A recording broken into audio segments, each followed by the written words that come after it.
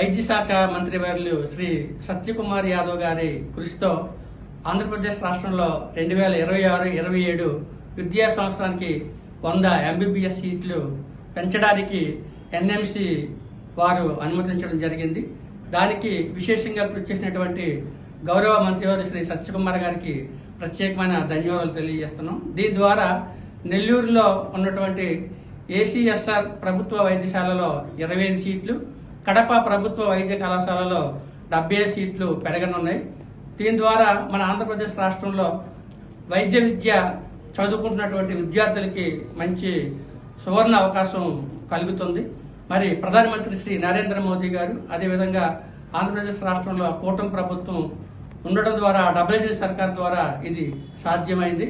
గతంలోనూ కూడా మంగళగిరిలో ఎయిమ్స్ కళాశాలకి, అదేవిధంగా ఆంధ్రప్రదేశ్ రాష్ట్ర వ్యాప్తంగా మరో 12 నూతన వైద్య కళాశాలలు నిర్మించబడుతున్నాయి.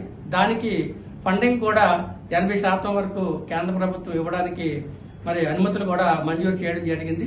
ఇదంతా మన గౌరవ రాష్ట్ర ఆరోగ్య శాఖ మంత్రి శ్రీ సత్యకుమార్ యాదవ్ గారి కృషితోనే జరుగుతుంది. కాబట్టి ఆయనకి ప్రత్యేకమైన ధన్యవాదాలు తెలియజేస్తున్నాను.